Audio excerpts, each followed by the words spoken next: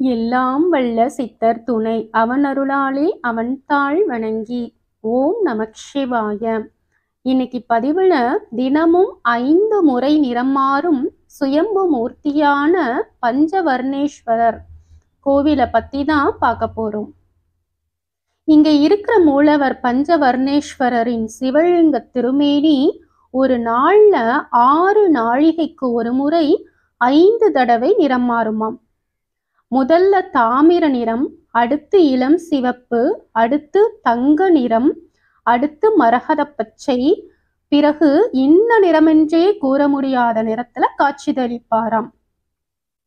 அதனால தான் இவருக்கு பஞ்சவர்ணேஸ்வரர் என்ற பெயரும் வந்ததாம். இது தேவார பாடல் பெற்ற சிவாலயங்கள்ல 83வது தேவாரத்தலம். இப்போ இந்த கோவிலோட ஸ்தல புராணத்தை பத்தி பார்ப்போம். திருவானக்கா சம்புலிங்க பெருமானை முற்பிறவியில சிலந்தியா இருந்து வழிபட்டு அடுத்த பிறவியில கோச்செங்கச்சோழனா பிறந்தான். இவர் சிவபிரானுக்கு யானை ஏற முடியாத மடமா 70 கோவில கட்டுறான். அந்த வரிசையில பெரிய அளவுல அமைந்த கோவில் தான் இந்த திருநள்ளூர் கோவில். மேலும் பிருங்கு முனிவர் வண்டு உருவில இறைவனை வழிபட்டதுனால லிங்கத்துல துளைகள் இருப்பதை இன்னைக்கும் நம்ம பார்க்கலாமாம். பஞ்ச பாண்டவர்களின் தாய் குந்தி தேவி பஞ்சபூதங்களினால் குழந்தை பெற்றதாலும் கர்ணனை ஆற்றல விற்றதாலும் அவளுக்கு தோஷம் தொத்திக்குது. இந்த தோஷம் நீங்க இறைவனிடம் முறையிடுறா. ஒரே நாளில் 7 கடல்ல நீராடினா மன நிம்மதி கிடைப்பதுடன் செய்த பாவமும் நீங்கும் என்பதை அறிகிறா.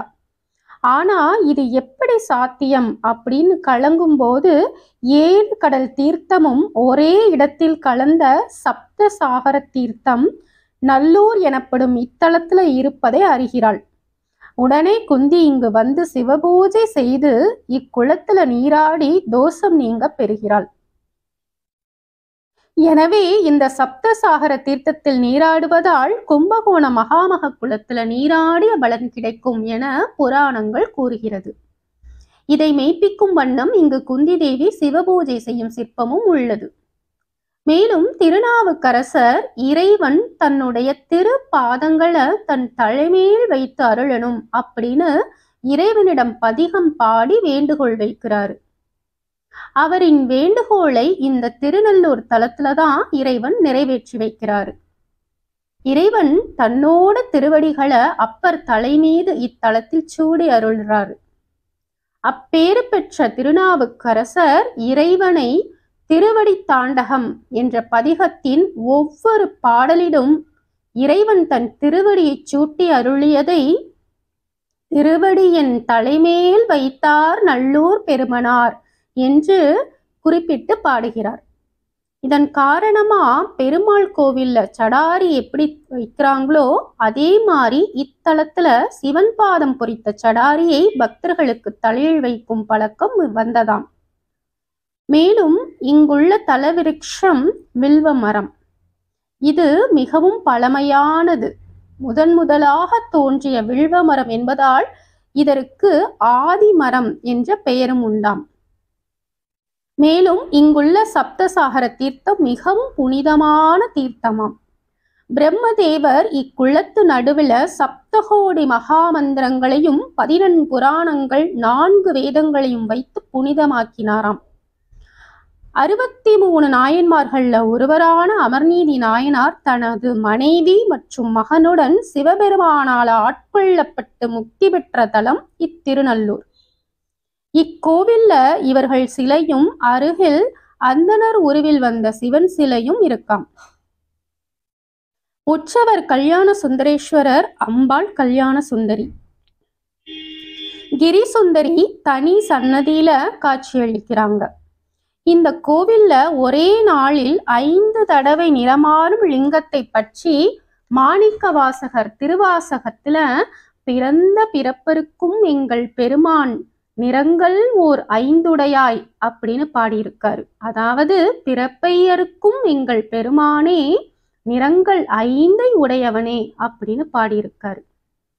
மேலும் சமணர்கள் செஞ்ச சூழ்ச்சியால வெப்பத்தை தரும் சுண்ணாம்பு நீச்சரையில தள்ளப்பட்ட அப்பர் பிரான் இறைவனின் திருவடி நிழல் எவ்வளவு குளிர்ச்சியையும் இனிமையும் தந்தது என்பதை அவர் அருளிய பதிகத்துல குறிப்பிட்டிருக்காரு. சுண்ணாம்பு காலவாயில போட்டாலும் இறைவனோட குளிர்ச்சியால அவருக்கு எதுவுமே ஆகாம திரும்பி வந்துருவாரு. அத ஒரு பாடல் மூலமா சொல்லி இருப்பாரு. மாசில் வீணையும் மாலை மதியமும் வீசு தென்றலும் வீங்கிள வேனிலும் மூசு வண்டரை பொய்கையும் போன்றதே ஈசன் எந்தன் இணையடி நிழலே அப்படின்னு.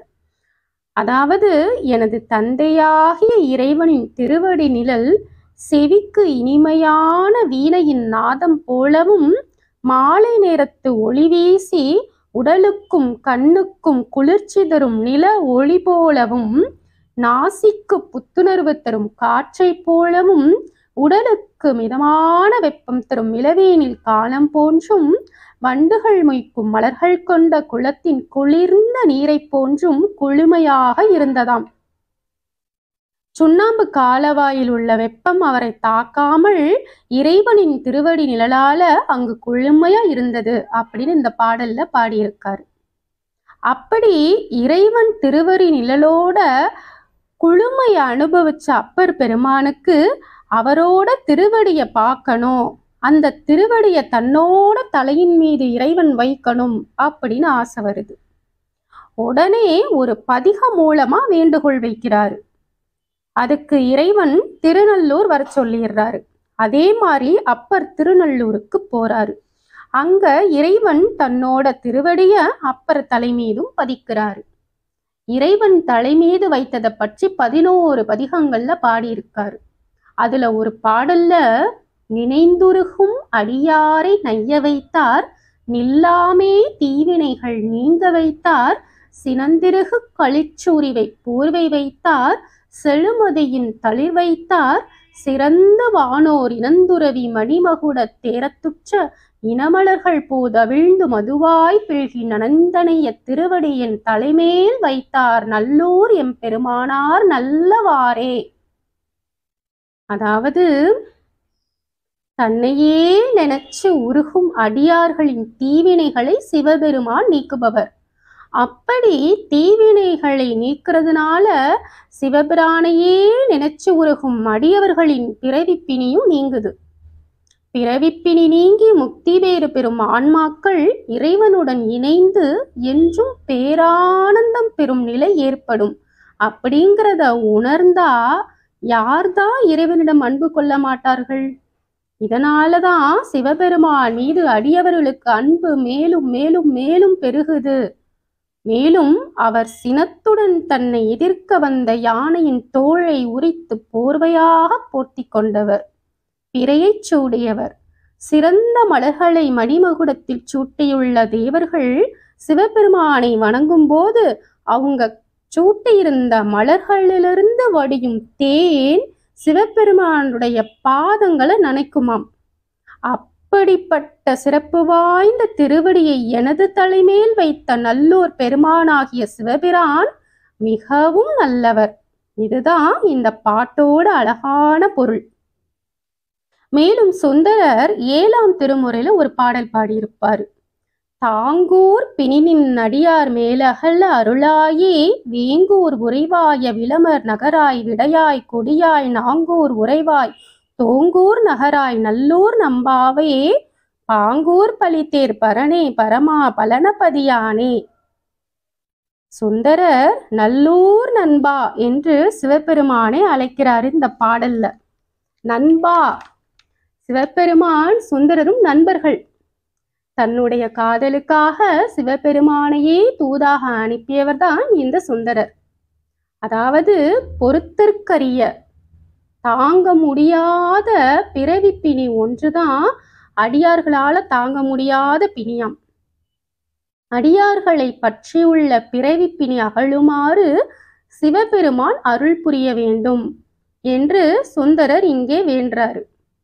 அதாவது நஞ்சினை உண்டதால கருமையான கழுத்தை உடையவனே, தலைவனே, அடியார்களின் நம்பிக்கைக்கு உரியவனே, என் உடலில் உள்ள 5 புலன்கள் மென்மையான பஞ்சினை போன்ற பாதங்களை உடைய பெண்களை பார்க்கும்போது அவர்கள் பக்கம் மனம் சார்ந்து நான் உன்னை நினைக்க முயற்சி செஞ்சாலும் என்னோட நெஞ்சத்துல பலவிதமான எண்ணங்கள் தோன்றி உன்னை நினைக்க விடாம தடுக்குது. இப்படி பண்ற இந்த ஐம்புலன்களுக்கு நான் மிகவும் அஞ்சுகிறேன். ஆரூர் மூலஸ்தானத்தில் வீற்றிருக்கும் இறைவனை நீதான் என் அச்சத்தை தவிர்த்து அஞ்சேல் என்று சொல்லி அடைக்கலம் அளிக்க வேண்டும் என்று இறைவனை நண்பனாக நினைத்து சுந்தரார் இறைவரிடம் இவ்வாறு சொல்றார். மேலும் இத்தலத்தில் முருகப்பெருமானை அருணகிரிநாதர் தனது திருப்புகள்ல பாடியிருக்கார். இவ்வளவு அதிசயங்கள் நிறைந்த நல்லூரில் வீற்றிருக்கும் பஞ்சவர்ணேஸ்வரரை நாமும் மனமுருக வேண்டி எல்லாம் உள்ள இறைவனின் திருவருளை பெறுவோமாக. ஓம் நமக் சிவாய.